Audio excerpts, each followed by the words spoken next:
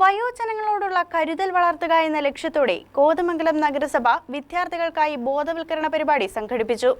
വയോജന ചൂഷണ വിരുദ്ധ ദിനത്തോടനുബന്ധിച്ചായിരുന്നു പരിപാടി. വയോജനങ്ങൾക്കൊപ്പം സ്കൂൾ, കോളേജ് വിദ്യാർത്ഥികളെ പങ്കെടുപ്പിച്ച് ബോധവൽക്കരണ ക്ലാസ് സംഘടിപ്പിക്കുകയായിരുന്നു. വയോമിത്രം പദ്ധതിയുമായി സഹകരിച്ചുകൊണ്ടാണ് കോതമംഗലം നഗരസഭ ലോക വയോജന ചൂഷണ വിരുദ്ധ ബോധവൽക്കരണ ദിനം ആചരിച്ചത്. വയോജനങ്ങളെയും ഒപ്പം സ്കൂൾ, കോളേജ് വിദ്യാർത്ഥികളെയും പങ്കെടുപ്പിച്ചുകൊണ്ടായിരുന്നു പരിപാടി നടത്തിയത്. നഗരസഭാ ചെയർപേഴ്സൺ ഭാനുമതി രാജു പരിപാടി ഉദ്ഘാടനം ചെയ്തു. വയോമിത്രങ്ങളുടെ ചൂഷണത്തിന് വിധേയമാകുന്ന ആളുകളെ ബോധവൽക്കരണം കൊടുക്കുന്നതിനും മറ്റുമായിട്ടാണ് യോഗം കൂടിയത്. ധാരാളം ആളുകൾ ഇവിടെ വയോമിത്രത്തിൽ വയസ്സ് ചെന്നവർ, പ്രായമായവർ ഇവിടെ വന്നു.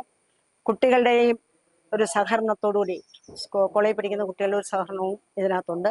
ക്ഷേമകാര്യ standing committee chairperson Anoop George ചടങ്ങിൽ അധ്യക്ഷനായി. ആരോഗ്യകാര്യ standing committee chairperson Sindhu Joy സ്വാഗതം ആശംസിച്ചു. വികസനകാര്യ standing committee chairperson Abida NH, പ്രതിപക്ഷ നേതാവ് CPS ബാലൻ, മുനിസിപ്പൽ കൗൺസിലർമാരായ ഷിബി ബാബു, സിനി തോമസ്, കുമാരി അശോകൻ, സീത വിജയൻ, മിനി എൽദോസ്, വയോമിത്രം കോർഡിനേറ്റർ സുധാ വിജയൻ എന്നിവർ സംസാരിച്ചു. വാർഡ് കൗൺസിലർ മരിയ രാജുവാണ് ചടങ്ങിൽ നന്ദി പറഞ്ഞത്. വയോമിത്രം ജീവനക്കാരായ ബിസ്മി ആന്റണി, ബെറ്റ്സി K ജോർജ് എന്നിവർ ചടങ്ങിൽ പങ്കെടുത്തു.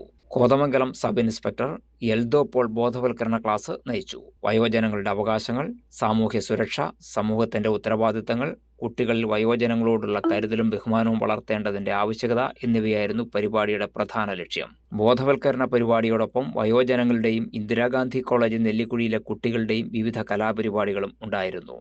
News desk KCV news.